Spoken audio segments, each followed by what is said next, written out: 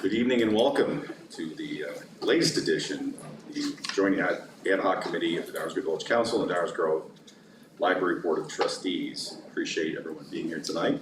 Thank you very much. We're going to continue our speaker series, but before we do that, can I have a roll call, please? Commissioner Tully? Here. Commissioner Staskowski? Here. Trustee Kuntia? Here. Trustee Williams? Here. Thank you very much. Let's also knock out the next item of business, which is item 3, approval of the minutes from our May 29, 2025 meetings. Everyone had a chance to take a look at those. Any changes or corrections? I sent one to staff. Been corrected. Okay. Do I have a motion to approve the minutes as corrected? I will make a motion to approve the minutes as corrected. Second. All in favor say aye. Aye. Any opposed? Minutes as corrected have been approved. Terrific. All right, we'll get to the highlight of the evening, which is, again, as I teased a moment ago, continuation of our speaker series as part of our ad hoc committee. We have a very special guest again with us tonight, Joe Philippek, who we're very grateful. And while I'm going on, Mr. Philippek, if you could please come up. We're very glad to have Mr. Philippek here, and thank you very much for taking the time to join us. As you know, we have provided a fair amount of written information in advance of today to give you an idea of the scope of what we're interested in talking about. Some of the questions that you've already received or already seen will be asked here for the benefit of the public and those who may be watching this later. But certainly there'll be other questions and follow-up. And then of course we'll give you an opportunity to add anything that you would like to. So again, on behalf of all of us, and I'll let everyone introduce themselves real quickly, we're very grateful for you taking the time to be here tonight. It's very much appreciated. We'll just go around real quickly, and I'm going to ask you to maybe give a brief introduction of yourself, because I know we know you well. A lot of people in the room know you well, but we want to make sure everyone knows you well. So maybe we'll start with Nathan. Quick, who are you and why are you here? Oh, we're going around the horn. Sure. My name is Nathan Williams. I am a trustee of the Downers Grove Public Library. I've been a trustee, I was the most recently appointed one, so I've been a trustee since October of last year. My name is Bernali Kuntia. I'm also a library trustee, and I have been a trustee since 2019. Lisa Dowski-Fugit, village commissioner since 2019. And Martin Tully, chair of this committee and also member of the Downers Grove Village Council, commissioner, my third tour of duty. I've been doing it longer than I care to admit. So with that, if you could maybe tell us a little bit about yourself. Absolutely. Please, thank you. Pleasure to be here. I'm also grateful for, when I first was invited, I thought we would be in there and I would be at the podium, standing there talking to you all, and so the endurance factor. I'm relieved, so grateful for the panel and the chairs. Let me just start by saying. But we thought that the conversational Yes, element much would more be discussion. a little bit more Absolutely. conducive to conversation. So Joe Philippek, I wear a couple different library hats, if you will. First of which, I am the Associate Executive Director at Rails, which is reaching across the Illinois library system. I imagine many of you are familiar with Rails. We serve over 1,200 libraries in the northern half of Illinois. We're multi-type, so that means we support public libraries. Of course, Downers Grove is one of our 400, one of the 400 public libraries, in addition to academic school and special libraries that we serve. We are, of course, state funded through the Secretary of State's office. The support that we do, probably the most visible are those white trucks driving around delivering thousands upon thousands and thousands of books every day to libraries across the state. But in addition to delivery, we do things like continuing education, consulting, negotiating and getting discounts for our member libraries, among other things. So I've been in that position, as I said, 11 years, 2 years as Associate Executive Director and about 10 as Director of Consulting and Continuing Education. Another service we provide is training for member libraries and staff. Of course, the other hat that I wear that of course is probably interest to you all is my role on your Public Library Board. I should say Library District Board of Library Trustees, which we didn't have that word up until about 2020 when we became a district. So I began on that board in 2017 when I was appointed, when we were a city library. And then of course we converted around 2020, 2021 to a district library, at which point I was elected. I'm just beginning now my third term as president of the library. So that is who I am. You can decide if that's worth listening to. I have a hard act to follow. I know you all spoke with Mr. Kraska last week, who of course is every bit a library leader nationally, and we're really lucky to have him here in Chicagoland as a resource. So I imagine that conversation was helpful, and I hope I can do the same tonight. Thank you again for being here. Particularly because I know you do not need any more meetings in your life. We really appreciate you coming to ours, so thank you very much. With that, I will open things up to my colleagues on the ad hoc committee to inquire. Sure. Do you want to go general to specific, or do you want to start with Aurora, which would be specific, but it's an interesting story. Either way is fine with me. Either way is fine with me too. Okay, so let's do general to specific. Sure. Okay, so could you describe the attributes of an elected library board and also the attributes of an appointed library board? And let me say again, it was helpful to receive questions ahead of time. I scribbled down some notes here, basically looking down just because I didn't want to forget things. But I guess I'll start with a couple disclaimers. Certainly everything I'm sharing tonight is anecdotal and observation. And it comes from my experience, both at Aurora, of course, as a library board member, and for the 11 plus years that I've been at Rails, and the degree to which that I've worked with and interfaced with different libraries around the state. I would say that when we talk about appointed boards, so when we talk about elected boards, in my experience in thinking about elected boards, and certainly when I think about my own board at Aurora when we became elected, I think there are certain attributes, and the attributes of an elected board or an appointed board is largely made up of the attributes of those individuals sitting in those seats, correct? So with elected boards, what I tend to see a lot of are what I might describe as library power users. A lot of people that are motivated to run for and be elected to the board because the library is important to them. They have history with the library. Beyond that, they have strong connections in their community, people that they may have particular skill at campaigning. And it's the idea that residents, when with an elected board, you are able to cast a wider net, right? If you live in the district, you live in the city, you can get those 50 or 60 signatures, whatever it is, get on the ballot. You have an opportunity that I think that with an appointed board, depending on the size, makeup of that particular municipality, I think can be a barrier for some to serve. And because of that, I think that when we look at elected boards, and I'm sure we'll talk, I know there were a number of questions about diversity, and it's an interesting topic when we are kind of comparing these two, but I do think with elected boards, you see a lot more sort of diversity in the sense of individuals' sort of experience, their professional experience, their the sort of skills and attributes that they bring to the position. Again, I think largely because with an elected board, you're casting a very wide net, and everybody, there is a sort of equal playing field in the sense of everyone has an opportunity to, again, assuming that they have the desire to do that. I think that with elected boards, you also find, particularly given the time and circumstances, individuals that are motivated to run because of a particular issue. David Ryder was Well,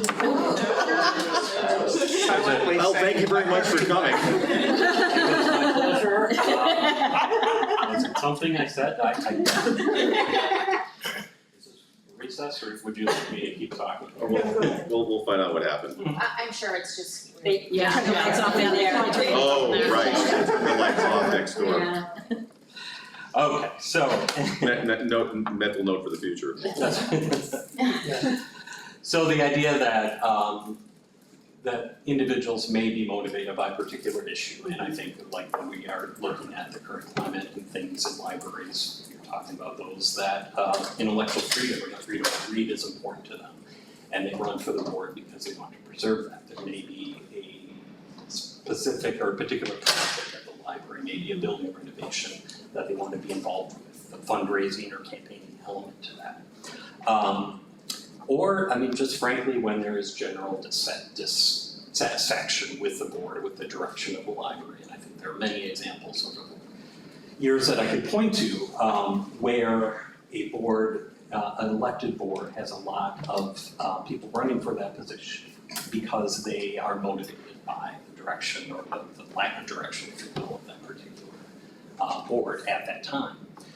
So those are some of the things when I think about elected board. And in the case of an appointed board, I would just say that in my experience, and again, this is coming from a community of 200,000 people, of course, and I think that in a lot of instances, an appointed board will have individuals that may have particular relationships or connections within the city that are involved, civic engagement, again, within that city or municipality, and or individuals that are chosen that have particular skills or their profession, whether that be, that's why I see a lot of attorneys, I see a lot of people with finance background, education, and certainly when I was appointed to the board of Aurora, we had all of those represented. And that did change when we became a district library with an elected board. I think that it's also important to acknowledge that whether we are talking about appointed or elected boards, it's certainly my belief, and I think that whether you're looking at the Local Library Act or the Library District Act, whether you are a library board in a township or village or city or district, that the job, the responsibilities, the duties really doesn't change. And when I occasionally do board training, very one-on-one often for small and mid-sized libraries. I typically don't even look at what type of library I'm looking to in terms of the city life. And I'm not particularly interested if they are elected or appointed. It's about the responsibilities and accountability to not the voters, but the residents and the taxpayers. And I think that that doesn't change no matter what the method is that those people got into the board. I will pause there and take a drink and happy to clarify or any follow-up questions to that. Yeah, it's interesting that you say that the responsibilities and duties do not change even though you're subject to different statutory schemes. Yeah. One distinction we heard with our last speaker is Yeah. sort of the taxing function Sure. versus the advisory function. Right. And Yeah. we have elections it's a district library, like separate unit of government. They have their own tax. It's not then sent over to the village council as it is here. Yeah. At one where we're appointed. Sure. Can you talk to that distinction and sort of what maybe are sort of some themes as to what the experience are when you have a taxing function versus an advisory function? Because obviously there are some people that might perceive having direct accountability through an election process as appropriate when you are taxing. Right. Either way, you're taxing. It's just how the approval process goes. Right. So clearly with the library district, of course, there's that independent unit of local government. There is, of course, broad taxing authority. When it comes to city libraries and other, municipalities and municipal libraries, it's a question that is, I will say this, when you look at city libraries, village libraries, no two seem to be alike. So when you have described yourself, I think, as a unicorn or something like it here in Downers Grove, that this is a common theme when we talk to city libraries and village libraries, that while the Illinois Local Library Act certainly lays out what that government structure should be, how that actually happens looks very different often from city to city. And we have for example, we have a city library director networking group, and they meet and regularly talk about how everybody seems to approach things different, particularly when it comes to budget.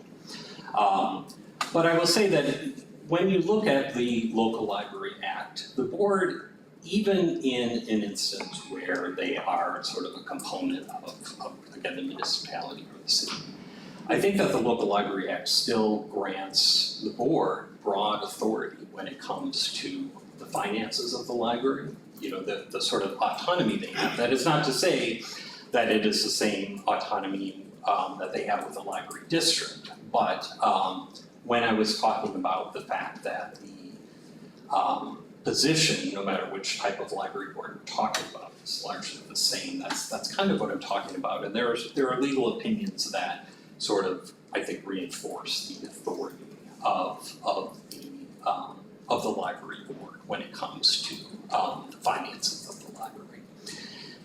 There was a second part of your question, I think, that you asked around accountability and sort of accountability to the voters. Is Sure. that part of it as Well, well? Yeah. There is a taxpayers. perception Yeah, among yeah. some that if you are elected, that Sure. you're gonna be more responsive to the public's desire to be taxed at some sort of appropriate rate, whatever Sure. that is. So I think, you know, the accountability component or aspect to this is certainly an interesting one to explore.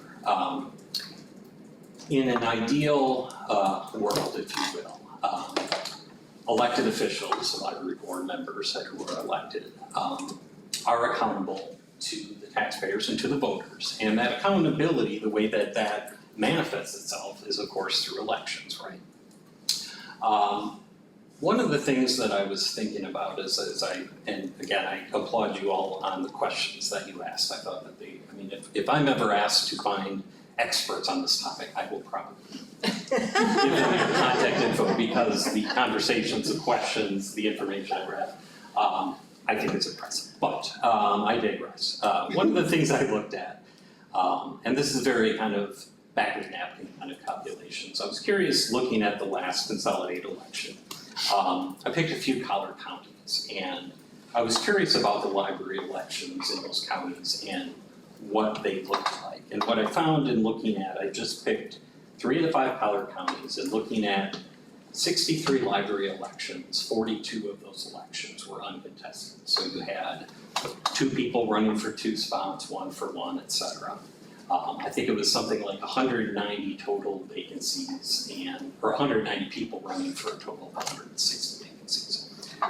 So the idea of accountability, I think what you have to have are 2 things. You have to have choice and you have to have information, I would say, for voters to really hold elected officials accountable.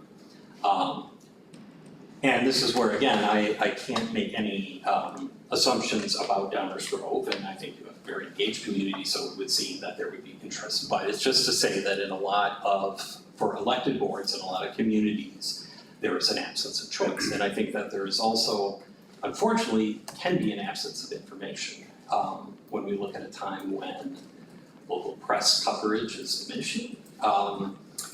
You will have, everything exists sort of on this bell curve, and you have voters that are going to seek out the information, they're going to come to ad hoc committee meetings, you know, they are involved and they're motivated to get all the information they need. You have a class of voters that are just gonna pick the first name on the ballot and they're done with it, and then you have those in the middle that will perhaps rely on information. They want information to make informed decisions, but they are not going to go to great lengths to find it. And then the question becomes: can the voters hold these elected officials accountable if there is an absence of information and, again, choice? So in some communities, there is definitely both. In many communities, both. But in some, there's not. So the accountability can be dependent.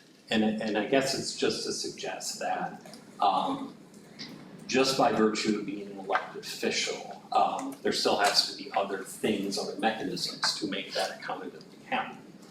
I would also suggest that, and again, I don't know the situation here or in other appointed library boards, but there is a level of accountability to whether it's the mayor or the council or both. And in a example of a library district with an elected board, yes, accountable to the voters, but there's a reality that once an individual is elected, we just sworn in 3 new trustees or 2 incumbents and 1 new trustee at Aurora. There is a scenario where somebody gets elected and they're on the board for 6 years, and that's a long time.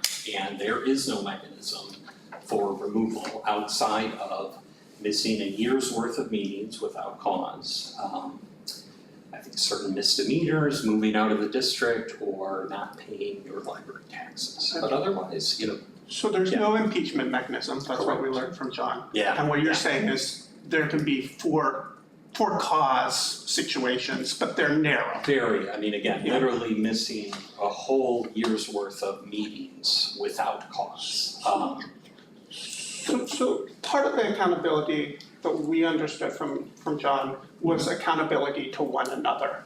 And then in the election context, and I think that's probably an important element of it regardless of your governance structure, of Yeah. elected versus appointed.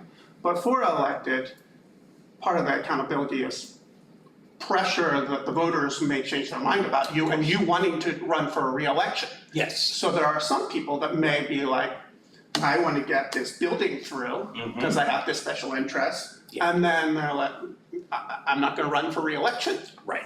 In that case, there's no accountability to them. They can't be impeached. And Right.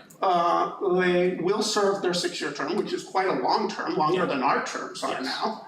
And Yeah, and, no. and then they're done, and they may not care if they have no aspiration to move from library to village council or whatever. Yeah, and that's what, with these questions you're asking, as I read through them, I was musing like, boy, these would be great to hand to us grad students somewhere so they could actually give us some research. We tried to find We one. tried Did you? to, Yes.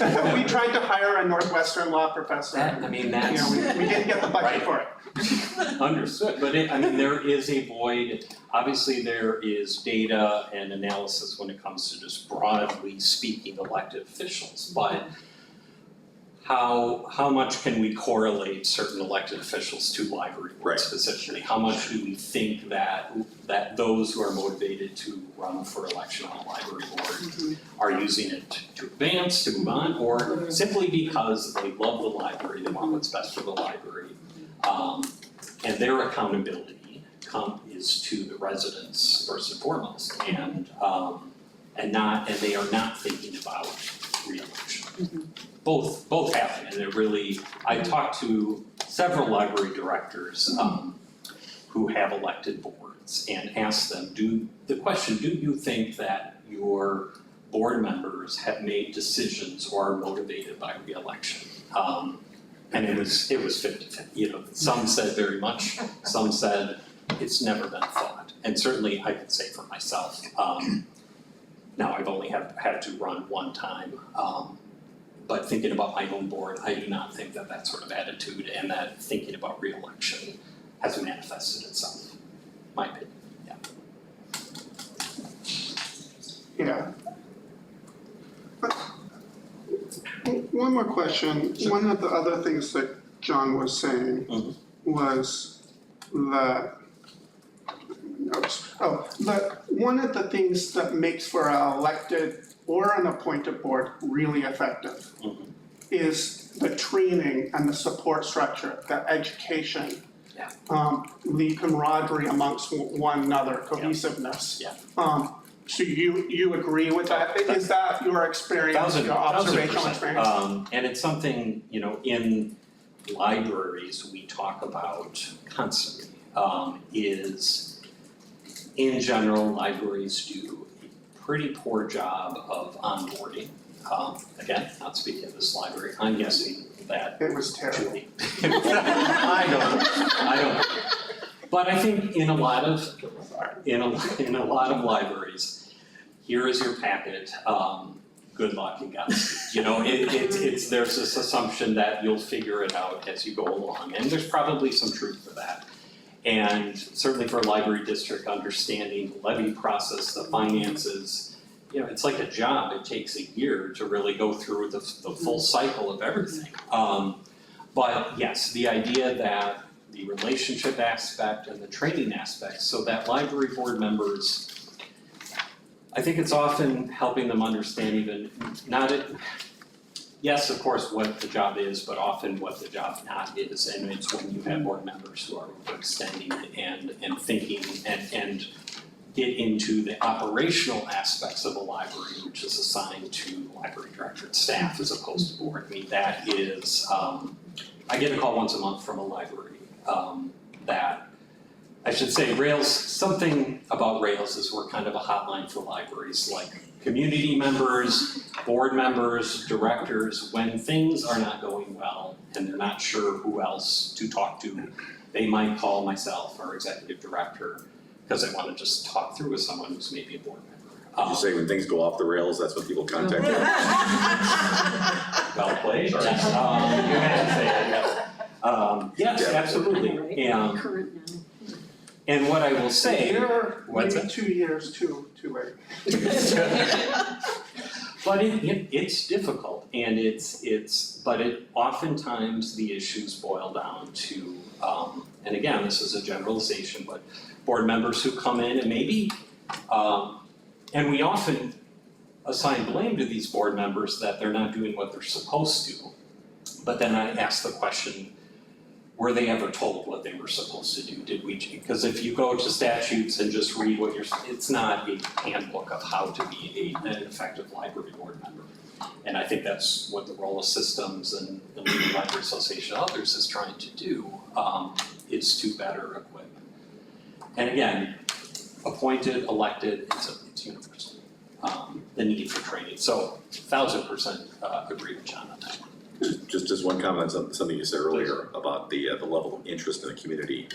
Historically, and this isn't the library, this is the village council, this is the park Sure. district, this is the school districts. Yeah. The interest of the community waxes and wanes. Yeah. We've had uncontested council elections, believe it or not, and there have been times when the park district board elections were the hottest ticket in town, and then we've had years where they didn't have enough people running. So very much. And there have been appointments where nobody paid any attention and really got excited about it. And there are others that were very, very high profile. A lot of it just tends to be what's going on and issues and people Of course, right. and That's good. an influx of different things. That said, I think we do have a local communication structure, you know, from podcasts to newspapers and different, you know, PACs and whatever, Sure. where people are fairly well informed here. Not saying they're not informed, it's the level of, No, but I think he had 2 points there. He had Yes. sort of informed. right, there were two pieces. Yeah, two Choice pieces. and information Choice and information. are necessary for accountability. Yeah. Well, what Martin said kind of leads into like another question is, do you see like influence, depending on like, let's say, more prone to influence depending on, between appointed boards and elected boards, like Yeah. national politics, extremism, do you see anything like that? Yeah, I would have been interested to hear Jonathan's answer. I didn't catch that part of the recording because of course, as John told you, he works with libraries all around the country and obviously sees this. I have not seen anything empirical or otherwise to suggest that there's a fundamental difference between the two. This question did make me think about, so again, going back to this hotline concept and thinking about over the last 10 years, you know, the libraries that have reached out to me where, and I could just name them here, some of them very, you know, much public, a lot of press coverage, others that it's only been a phone call between myself and another person at that library. But I thought about all those libraries over the last 10 years, and I have notes on some and not on others, and really,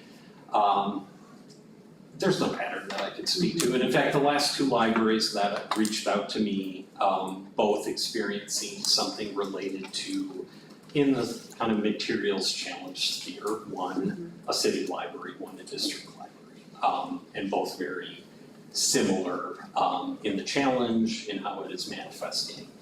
You know, with appointed boards, you have government officials, potentially government officials that may be utilizing political appointments as a way to sort of extend some kind of agenda. But with an elected board, of course, you can have factions, you can have slates that run with a particular agenda. And so I don't think either is really necessarily insulated from. But then it kind of goes back to the accountability piece. And if those motivations to put them on the board is now antithetical to the mission of the library, what are the mechanisms, again, for accountability? And that's what we're talking about. Yes, elections, but that can be a long tail. In the case of an appointed board, they may have some accountability to the mayor and if things are bad enough. But that to me is kind of, but to your question specifically, I haven't seen a pattern to suggest one is kind of insulated more than the other. It's a good question. Is that about the same thing, that helps. What's that? He said something similar, Okay. that helps. I will probably see John later this month, so I said that we could debrief. I think we'll be at the American Library Association conference, so yes. So this is slightly similar to the last one, but not quite. Do you find any patterns in terms of whether appointed or elected boards can kind of weather some of these difficult or tumultuous times better, whether it be something like that or even something like COVID-19? Yeah, that's a good question. And whether it could be either of those, you know, Sure, just dynamics or even financially. Yeah, of course. Well, I think, you know, the financial piece, and not so much elected or appointed, but when we talk about going to a library, when we talk about library districts and that sort of complete and total autonomy that they have, I think can position them to be from a kind of like independent budget process standpoint, more nimble and more responsive than perhaps other forms. But then it does kind of then beg the question of how is a board better positioned to weather that storm, just so again, beyond just finances. And then I think it has a lot to do with the competencies, the capabilities of the individuals sitting in those 7 and 6 or how big is the library board? Is it 6? 6. It's different, okay. Like I said, everyone's different. However many are sitting there, what are the things that they bring in terms of strategic thinking, and all those other competencies that are important. And again, what is the method in which we are best positioned to find those individuals that have those capabilities that are going in a situation like that. But with that said, in the case of the city library, obviously access to city resources and expertise within the city, that's an aspect of it as well.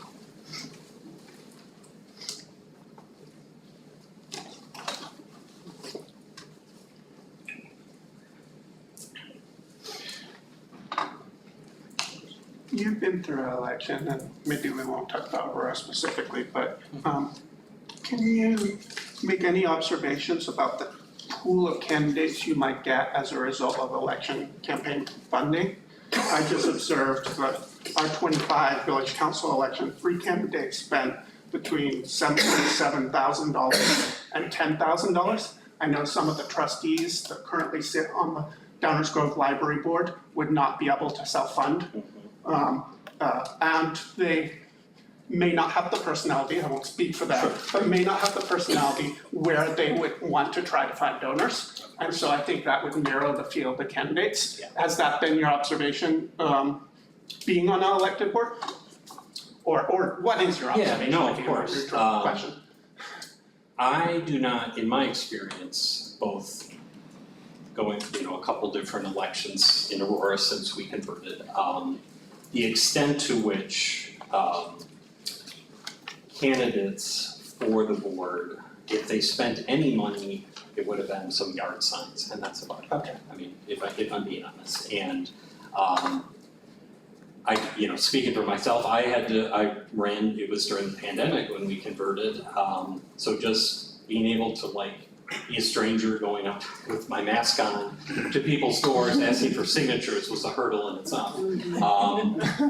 There are I would say there's a lot of elections where there's not much more than that. So I think for the majority, I would say, and I should just sort of acknowledge too that when I talked about my experience, Rails, as I said, we are, the northern half of Illinois. There are a lot of small libraries away from suburban cities, so very small libraries. And, when we talk about elected boards there, the conversation is around, can I even find, boards that have vacancies for 9 months simply because they cannot find a single person to run.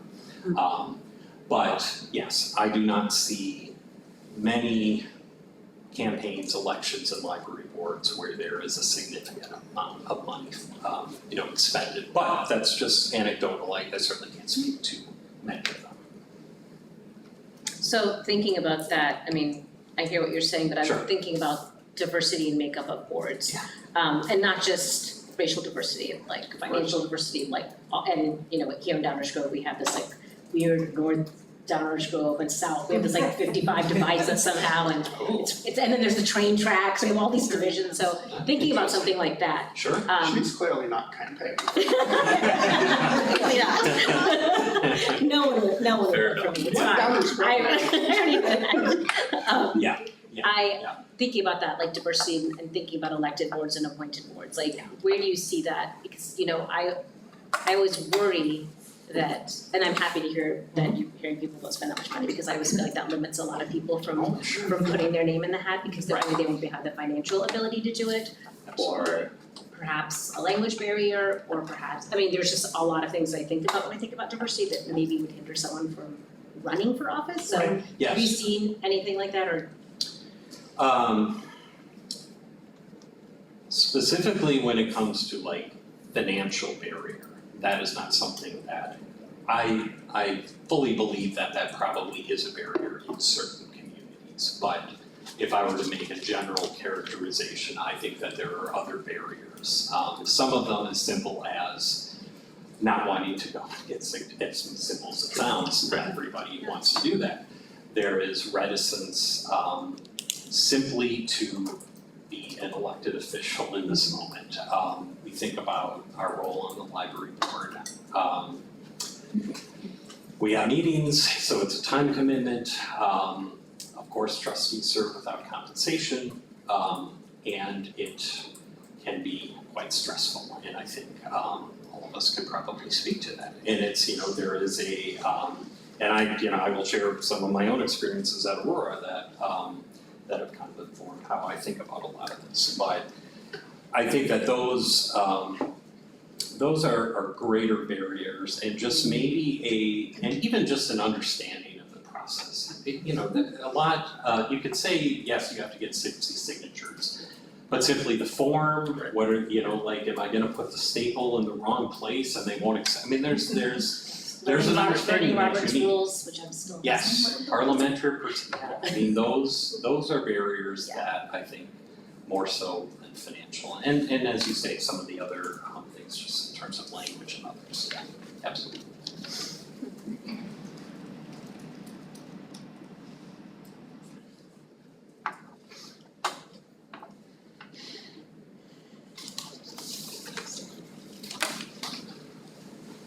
Now I'm interested in hearing a little bit more about the Aurora Yeah. experience. Are we ready to move on? Oh, yeah, I am. Well, before we do that, Yeah. I just wanna make sure that, you talk about diversity, so we might as well dive into that, but then also, I'll ask a real quick question, which I think we know the answer to, but because we asked, John, we're gonna ask you too. Sure, yeah, And you've already noted that we are not just a unicorn, but maybe a flying unicorn. sure, there are those as well. We are not aware, but we're gonna ask anyway, we're not aware of any other municipality that operates under a council manager form of government that has, as a component part, a library that has, that doesn't have elected, 7-member board. So in that sense, we seem to be unique in the state of Illinois, just not that there's something hiding in a closet that we Right, haven't. no, of course, Okay. You're still a flying unicorn in that regard, Well, I think, I have not, now, that's not to say. No, there's a sense of pride in being a flying unicorn. And that's not to say that there couldn't be, again, we have 412 public libraries, majority of those districts, but obviously many municipal libraries. And I am sometimes surprised at certain things I discover in talking to boards and directors, but to your question, I answer. Okay. Then on the topic of diversity, would like to hear, because you have the unique role of having both been appointed and elected. So I want to get your thoughts on the whole issue of the diversity in the composition of the board, and to pronounce diversity in the broadest sense. Yeah, But particularly making sure that it's well represented in terms of the makeup of the community. I personally see a lot of advantages to having an appointed board, because if the person making the appointments finds it important to seek out people who will add diversity to a board, there is a more direct way to do that. Yeah. Assuming you have a pool of candidates willing to participate and serve. Because you can make that concerted effort to either find people in the pool or actually go seek them out and encourage them to serve when they might not otherwise, and then thus diversify the board. On the other hand, elected, you mentioned there, that's everybody has an opportunity and a shot. So to me, it's sort of you have a appointing authority that if it's important to them and they're willing to take the effort to make it happen, it can be much more effective to do it that way. Right. Where on the other hand, if you're saying, well, let the community choose the diversity of their board, I suppose there's advantages to that too. I'm not coming down this on one side or the other, but what has your experience been from the perspective of having both been on an elected board and on an appointed board? I mean, the first thing we have to acknowledge, whether 6, 7, or 9, it is of course always going to be a challenge to have the kind of diversity that we feel represents all, because there, as I think you alluded to, there are so many things that are important. So, of course, we think about race and socioeconomic status, age and gender, and then it gets to things like where the people live, the geographic diversity. You think about their sort of abilities and experience, and again, the list kind of goes on, and so it is very overwhelming. And there's a balancing act of kind of that representation, which is really important. But understanding that it also doesn't automatically achieve the things that you want from a diverse board in the first place, in terms of the policies they set and making sure that those policies are equitable. It's just to say that the work doesn't stop when you just have a diverse board, but representation matters. I will, so in my experience going to Aurora now, one of the things, and it's been interesting taking a stroll down memory lane and going back and trying to remember everything that kind of led up to our conversion. But one of the things that I recall is when the legislation was proposed to make Aurora an elected board still as a city library.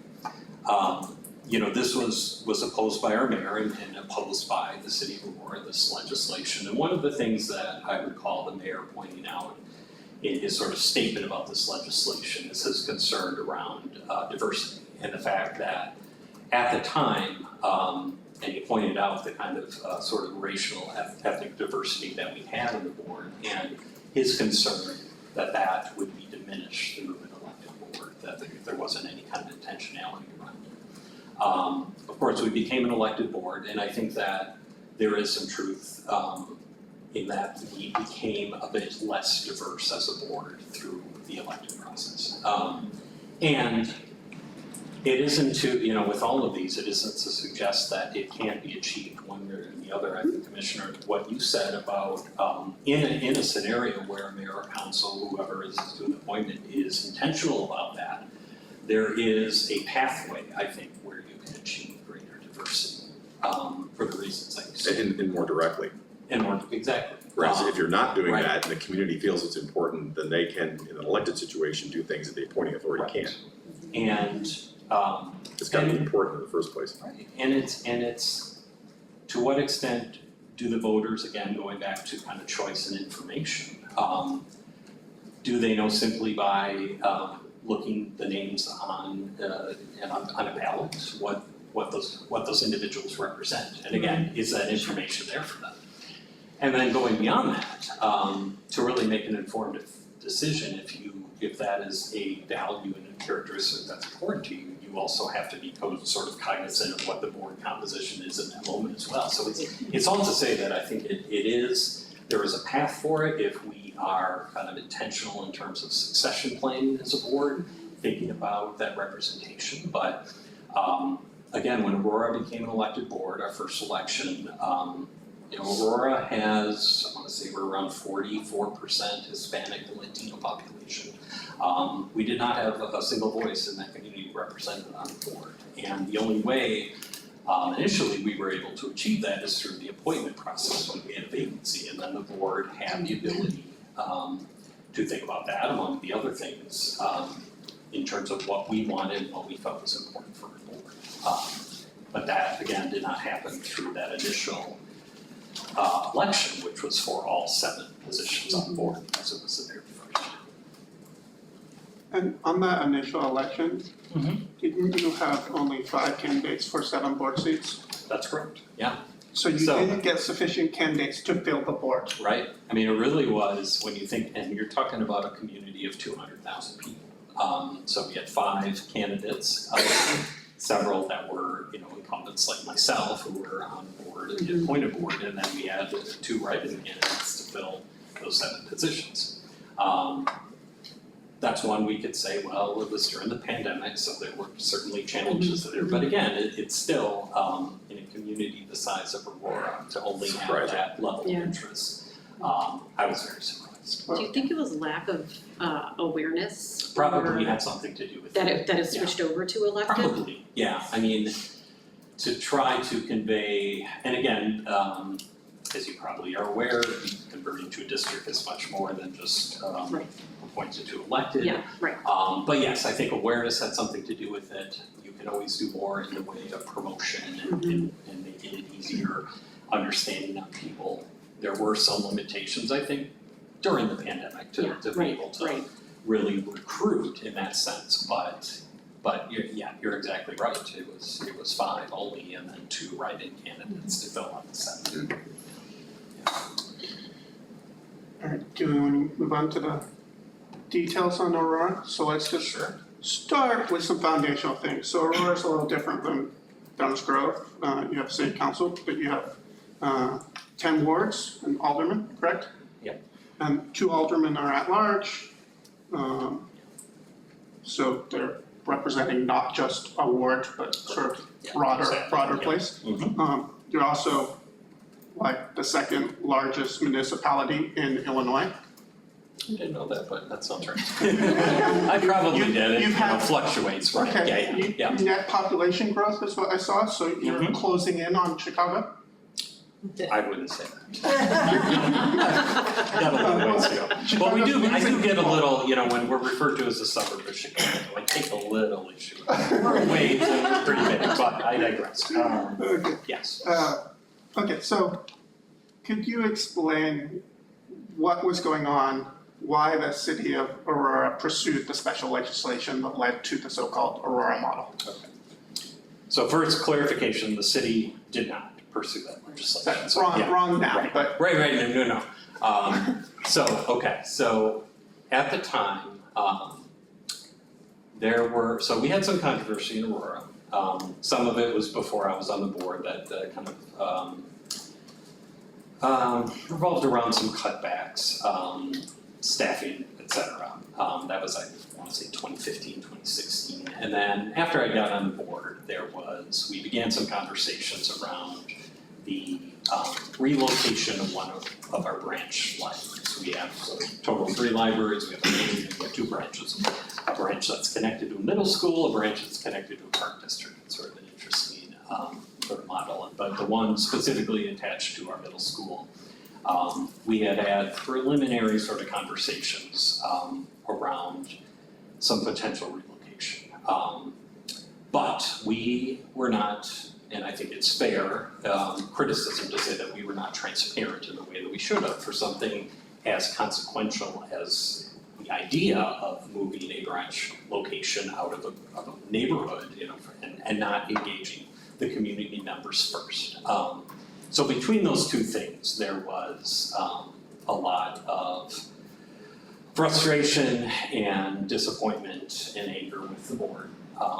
And I think we had a couple legislators that had outreach and that felt that, and that thought that having a elected board that was going back to our previous conversation, accountable to voters, would solve some of these problems, or at least improve upon the sort of some of the issues of accountability and transparency. So what was very different is that there was no joint ad hoc committee of the Aurora City. I learned about this legislation in an email from our director, who learned about the legislation from the Illinois State Library. There were no conversations with legislators. I was at work and learned this through an email. there never were conversations that took place with the city or the library board. So there was not this sort of like intentional process, at least in terms of involvement and communication with the city and the library board. These were legislators that just thought that this was the appropriate path.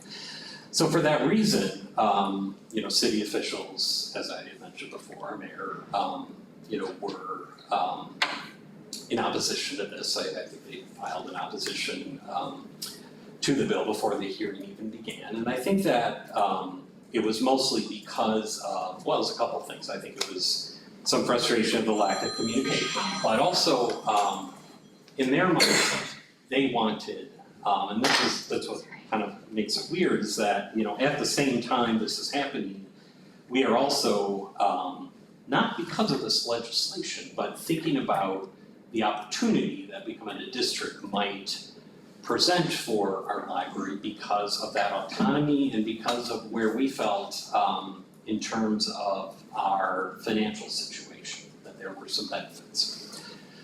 So from the perspective of the city, they felt that what they wanted was not this piece of legislation to just make this one change. They really, I think, were interested in the full separation. And at that point, the board was having that conversation as well. So the city opposed it. I know the Municipal League opposed it. The Illinois Library Association opposed this legislation. I think largely because of the not wanting to have a piece of legislation that's about a single library. And still, when I open up that library law book and see Aurora Public Library, it's still knowing that sort of went through in that way didn't feel great. I certainly understand the frustration and the desire to have change, but again, the process was not anything as intentional as this, and sort of thinking about the appointed or selected board. So, but of course, as I think as a sort of the end of the story is that, this legislation, while it was passed, it became a moot point because we became a district. And so never went to a referendum. We became a library district, and thus we were elected by virtue of the Public Library District Act of '91, which legislates that we have to have an elected board. And can you walk through how there are various ways in which you can do that conversion to a district library? Can you talk through sort of what are the procedural mechanisms to do that? Yeah. Well, I would say obviously And what Aurora? a lot of attorneys were involved, but when you have, when the cleanest and easiest is when you have both the city council and the library board that are interested in sort of this severing. It's really just a matter of a resolution that both the council and the board do, and obviously a lot more goes into the actual process. And again, there was many attorneys, financial advisors, obviously our own staff, obviously those on the council and their staff. But the actual, how does this sort of legally happen, and then various filings. I mean, Aurora is unique too in that we are across 4 counties, so it's like anything we have to file, we have to 4 times because of the different counties that we're in. So, yeah, yes, that's more for our director that has to keep track of all of that, yeah, exactly. But yes, it was really kind of as simple as that. Obviously, there were more conversations leading up to that. There were meetings, to make sure that everybody was aligned between city and library board officials. But ultimately, it was this kind of joint resolutions on both sides that made it happen. And if there isn't that alignment, then referendum. Referendum, yes, there is. I know a path towards that. Yeah. Okay, that's helpful. Can you talked a little bit about kind of like the financial benefits. I know that when John was here, he had mentioned that a lot of libraries recently have done that because they've had kind of like a population increase. What were the financial benefits that made Aurora decide that they thought it would be a good idea to convert to a district library? Well, So there are benefits, and there's obviously, there are sort of adverse financial consequences as well, so I'll try to kind of articulate those. I mean, when we, in 2016, 2015, I think our budget was around $10 million. And when we looked across at our sort of peer libraries that were similar in size, that budget was far below what a lot of those comparable libraries were for us. Again, given our size, 3 facilities, 200 staff, et cetera, 200,000 people. And so we had barely anything like in terms of reserves. We had very, again, some of this is what we felt led to, the cutbacks that I alluded to in 2015. And, at a moment too when we were thinking about a couple of our facilities that really need to be renovated, and other just services that we wanted, a bookmobile that was really on its last legs, that is an important part of our service to communities that cannot reach the library. We didn't see a path to achieve the funding that we felt was necessary to provide the services to our community. So this sort of the ability to have control of our levy, which is obviously not, that is, of course, it's not a free-for-all. There is the property tax extension limitation laws that limit you, tax caps, which was why the sort of first levy that we had to establish, sort of working with the city to be able to raise that initial levy, because when you do that, that is the basis by which all other and future levies on future increases will be built on. So, when we, again, 2016, our budget was 10 million. Currently, 9 years later, it stands at around 18 million. And so there, there has obviously been a lot more revenue generated because of this kind of change in governance structure. There were, of course, costs associated with the conversion. I want to say around $100,000, $200,000 just initially to do things like the legal fees, the audit, the appraisal, pay, and then you think about things, as I'm sure you have, utilities and legal fees that maybe the city has been paying for, payroll, accounting software, all of those things where I think we had to hire at least 1 additional staff, maybe 2, because of the, with that authority comes a lot more sort of responsibility, both I think at the board level and also on staff, director, finance manager, et cetera. So, on the one hand, it allowed us to get to a place where we felt that we were funded appropriately for our size and for the services we want to. But again, that was of consequence to our taxpayers, and we really had to be transparent in the rationale and be able to communicate the things we were going to do. And right now we're renovating we have a $10 million renovation at our Eola Road branch, heavily used often more than our main location. And I don't know that we could have done this without this sort of conversion for us. When you increased your budget by 7-8 million, was that funded? How was that funded? Was that funded by increasing the tax levy, or was that funded by taking unincorporated parts of Aurora and having them pay into the system? Or well, and that the opportunity, and you do bring up a good point, to the question of why. This is an obvious statement to make, but I would never advise any library to become a district simply because they want an elected board, right? I mean, there are so many other considerations, and it is certainly not right for many. But no, it was, a parcel of land here, a parcel of land there in terms of bringing into our district. I mean, that is a benefit that you have the ability, as you probably know, we have, and I don't know exactly the boundaries and makeup of Downers Grove and what you have around you, but there are 1 million people in Illinois without library service. We certainly have areas around Aurora that are unserved. So the opportunity that we could pursue annexing, that would have to be through a referendum, of course, that would bring in additional revenue to the district. yes. But that didn't happen. But that did not happen, no, other than a few kind of parcels here and there, it was largely adjustments to the levy, which again was an initial levy increase, I wanna say, that took us from 10 to 12 million, and then sort of incremental over the years, again, limited to what we were legally allowed to do per the tax statutes. Okay, so how have the elections play out? What's the quality of the board now? I mean, this is difficult for you to say as a sort of current board member. Hopefully none of your colleagues are listening tonight, but. Right.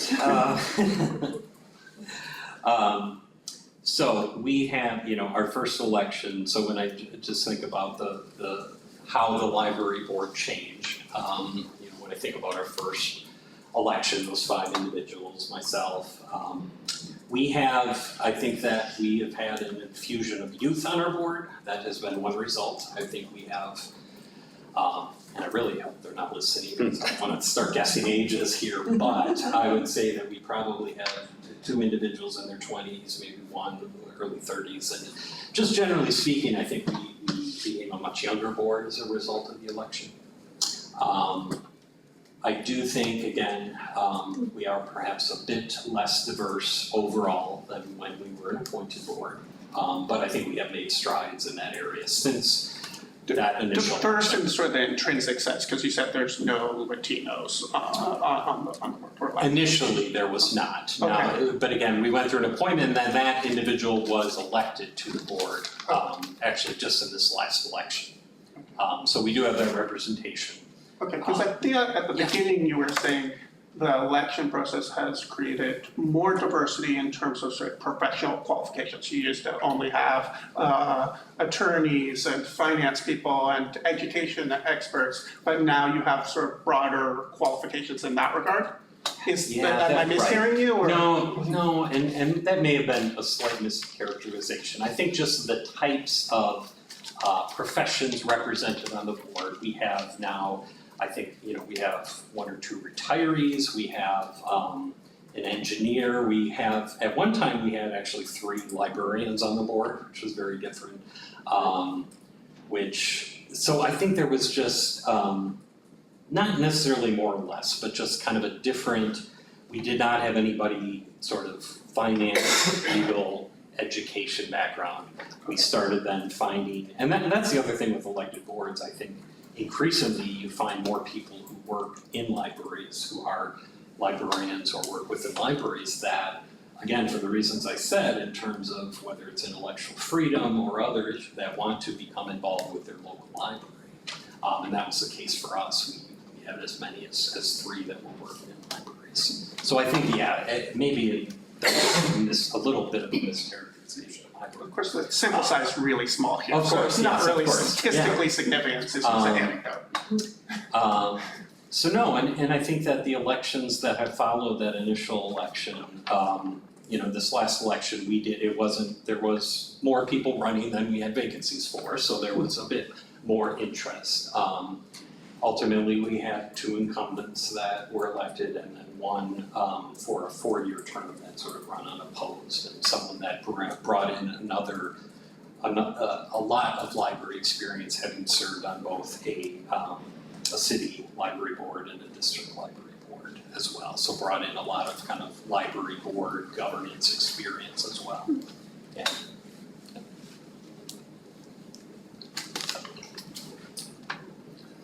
I'm done, so you want your catch-all question?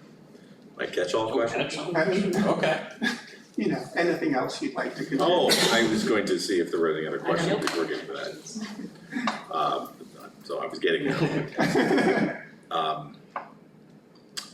So one of the questions that we asked last time, and I always like to ask in situations like this because we appreciate your expertise coming here and having seen what we're trying to accomplish and the kind of questions we're asking. And thank you for the kind words about the quality of the questions that were compiled. Yeah. It was a joint effort, largely from very intelligent, experienced people who are on the other side of the room.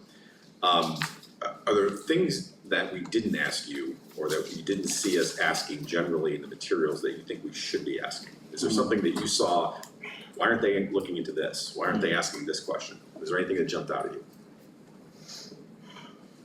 You don't have to have something. Right. As long as we have you here, if there was something that just struck you as, wow, I'm really surprised they're not asking about X. You know, if this committee was, if the committee was truly interested in the library district path and not so much the appointed versus elected, there are certainly, you know, the conversation around whether a district library is right, it would be a whole other meeting, because there are so many considerations. Right, much bigger. Yes, I mean, but to this question of appointed versus elected solely, I did not feel like there were any, there was not a moment of, I can't believe they didn't ask about this. And, you know, I think that really, other questions really become questions that I think you all have to be thinking about and asking one another as you kind of continue on this path.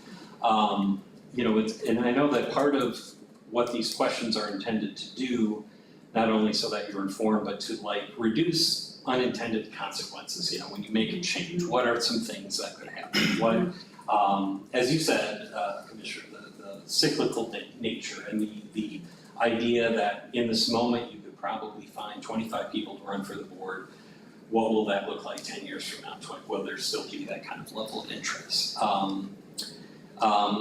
And the counter to that is when there is not so much interest, when people are not paying attention, the potential, at least for an individual or individuals to get elected to the board that are not doing it for the right reasons. And that can happen to it with an appointed board as well, for sure. But there, you know, that is something, looking out across Illinois and everywhere that happens and that we have to consider with an elected board.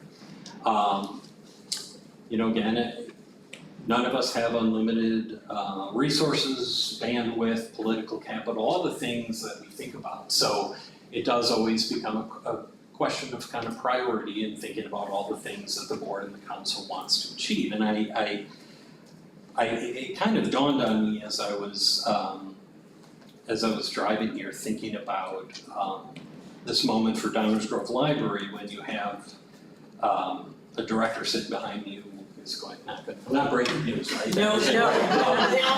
Right. So thinking about, you know, and being very kind of intentional about, you know, in looking at any change, sort of like the timing, and, you know, that is the kind of thing as a board member, library board member, that is probably the most consequential decision the board will ever make, is that sort of the selection of the next executive director. So the idea of that transition somehow coinciding in, you know, with a conversion of an appointed board to elected board is a lot. So it's just, again, thinking, and of course you might, one decision there is to make, of course, is to not do anything. And I would just end by kind of, saying two things, that whether elected or appointed, I think that there are a lot of things that a board can do apart from changing laws or bylaws or anything around succession planning and being intentional about getting the people in these positions appointed or elected. So thinking about that, and I would end by saying that as someone who's been in libraries since 2003, in different, you know, working at Naperville Library a couple times, Warrenville Library a couple times, once, and then Rails. Downers Grove Library has always been a fantastic library, one that is really admired by the library community. So it also suggests that, and it's difficult for a library to be successful in spite of board or any other sort of kind of outside influences like that. So it's just to say that there's a lot that is working here. And I just kind of want to acknowledge that, because I think that not only myself, but my colleagues always think Downers Grove. Appreciate that. Any other final comments or questions on, well, as long as we have Joe here? Thank you again very much, because one of the other objectives of this was, and this committee as a whole was to elevate the level of information and hopefully conversation within the community so that we do have more transparency and information Of course. to do something or do nothing. Exactly. Thank you very much. All right. Appreciate it, really appreciate your time, and nice to meet you. Thank you so much, it was great to meet you. Great to meet you. Thanks. Thank you for your time. Appreciate it. We're not kicking you out, you're free to stay. I don't think we're gonna be much longer. Thanks. A couple things before we move to public comment. Our next meeting, I know we're talking about trying to plan a date for that, that's in process. Then the question is. Yes, I apologize for I was like doing it on my I should not, I'm too old to write emails on my phone without glasses. Because I don't know where I wrote, but I thought I was gone the month of July and I wrote. We were jealous. I'm gone from till the end of June, but not done, so sorry about that. So we don't have to do that right now, but we are picking our next meeting. We don't have one chosen at the moment. Number two, the question, again, don't have to answer it right now, is do we want to seek out any further speakers? Again, don't have to answer that right now, but that is a question, or do we close that portion of our charter? And the last thing I'll just share is, so I think we've done just about everything that is in section 3 pertaining to the powers and duties of this ad hoc committee. The report, looking ahead to the report that we are supposed to provide to the village council and the community. We are to submit to the village council and the library board of trustees and the community by end of September. We all hope to do it way before then. A report summarizing the attributes of one, an elected library board selection process. I think we've got a great deal of information about that. 2, an appointed library board selection process. I think we have a great deal of information about that. And a summary is already available from which to draw to generate a said report. The last thing is any other alternative selection processes. I would just simply ask that maybe we think about what that may entail that we haven't already done. Is there something more that we should be looking for information on that piece? And I only say it because it's in our charter. I don't, again, not expecting an answer right now, but something to think about. Maybe we can take it up at the next meeting. Sounds good. And the answer might be, we're good, but I highlighted that as something that I just wanted to make sure we were all and achieve some consensus that we either have done that or we needed more, but we can talk about that next time. Can you also reiterate the thing that you said at the last village council meeting about Yes, how we're yes, not going to yes. be researching the costs? Good flag, thank you.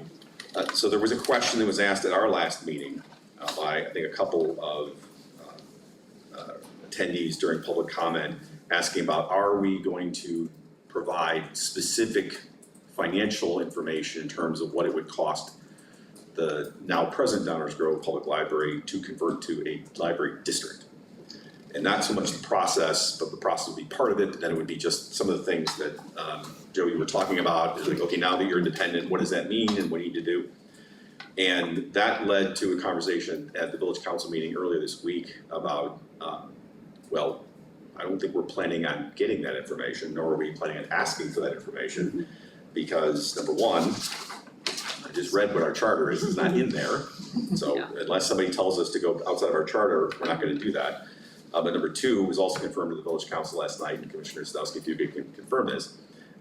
We asked the full council, our understanding is that there's no interest in pursuing that analysis, so we're not going to do that, and I didn't hear anybody object to it. Nope. So we will not be putting together a report about what it would cost.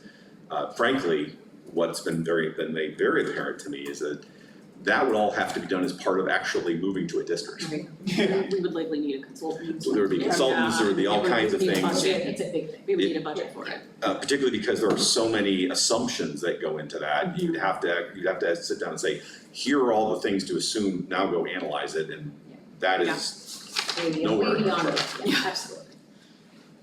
So thank you for flagging that. And although we may not be able to enumerate it, we have some understanding of the scope of different things in new intergovernmental agreements and so on, figuring out who's gonna be paying for electricity. Right, well, it sounds like there's a whole financial analysis that has to be Right, done right. to even do that, Right, exactly, Yeah. almost as if you'd have to decide to do it in order to justify doing the To do it. investigation. Right, Exactly. chicken egg kind of thing. Yeah. So we're in alignment on that. I think the library's happy with that result. Yes. No need to do any of that.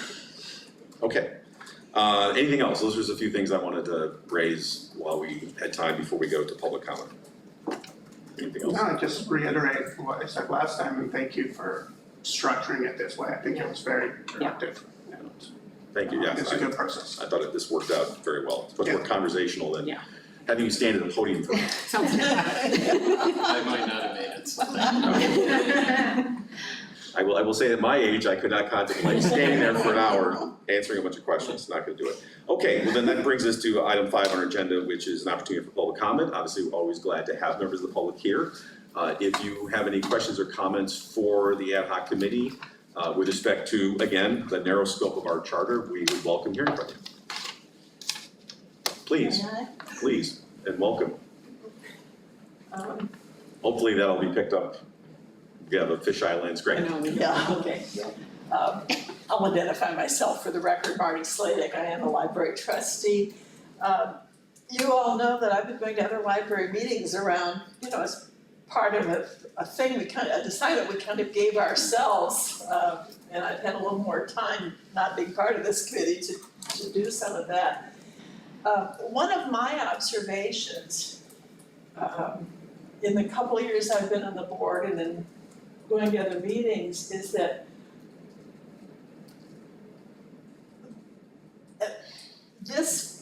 having an appointed board seems to be less isolated from the rest of what is going on in the community. I have yet in any of the other meetings that I've gone to, elected or appointed, frankly, where they have anybody from the community even show up. And I think particularly those that are kind of islands unto themselves. Some of them have said they don't even really know the people that are on their village councils. Because they're so independent that they almost feel like they're not part of the overall governance and community resource. As a trustee myself and as a longtime resident of Downers, I found it very valuable with that feeling that we are part of the overall structure and governance of the village. And it's an intangible kind of thing, but I think it is something that needs to go into the consideration if this moves forward. Thank you for sharing that. And by the way, there is one other thing, one other unicorn in the area. City of 200,000 people that's multi-county, that's Naperville. The other one that may or may not be the second largest city. They have a 9-member mayoral appointed board, and it's one of the most diverse boards that I've seen. Both in terms of professional backgrounds and racial age and so forth. So that's another sort of unique community here that obviously has an excellent library system. Thank you. Other questions or comments from members of the audience? Okay. Please. I would just like to say, Linda Schranz, longtime resident.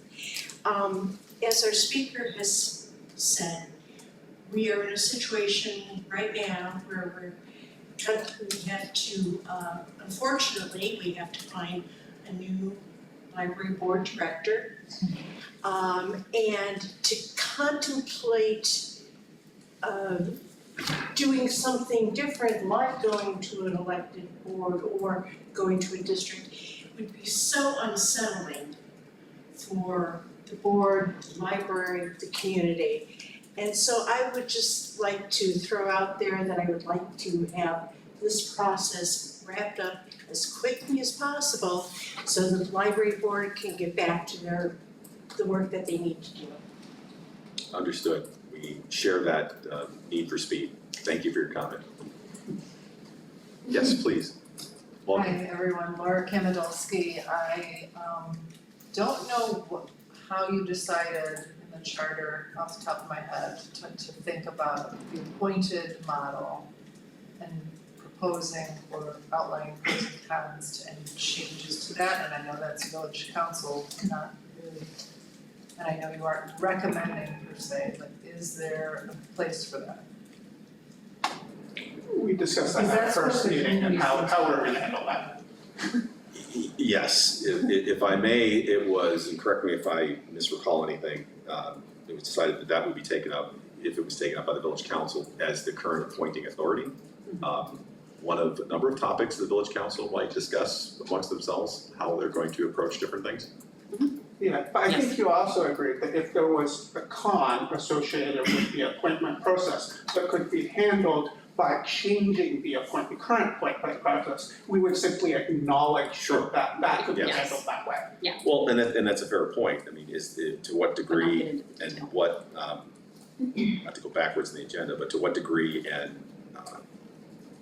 to what extent, that's redundant, sorry, to what degree should we, as a joint ad hoc committee, be reporting anything on that?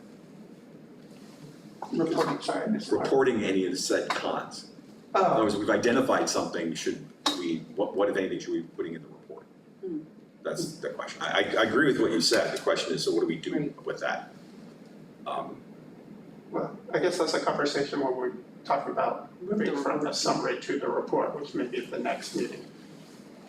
Yes, and then we can start talking about elements of the report, because right now we have a summary of a lot of information. Yeah, We have two fantastic speakers that provided, I wouldn't say that we feel like experts now, but certainly feel a lot more educated about this and informed than before. How much of that do we want to put in? What does it look like? Sure. And then also making sure that frankly, we are true to our charter. Yeah. I certainly don't want to explain why we didn't do what we were told to do. But back to your question, that is ultimately something that if changes were to be, we can identify suggestions, but ultimately if the changes to be made to the process, that would be the village council. I know that, I was just wondering what you intend as this committee to recommend or outline. We're fact finding, so we're not recommending anything. Yeah. And the other reason for us not touching too much on the appointment process is the two of us are subject to the appointment process. And so if we're trying to tell them Yeah. what they need to change when we're self-interested in that way, it could taint it. Like, reappoint anyone with the last name starting with W. General rule. Let's give that some more thought between now and our next meeting. Thank you for the question. I guess it's just that's what the community on both sides seems to be asking for, is more transparency or more input so that they feel like they know how people are chosen, that it remains appointed. Understood. Any other questions or comments from members of the audience? All right, very good. Once again, thank you so much for coming. We always like to see you. Thanks for being here, taking the time to do so. Do I have a motion to adjourn? I can rush you to adjourn. Second. All in favor? Aye. Any opposed? No one's ever opposed. We're adjourned. Thank you. Thanks.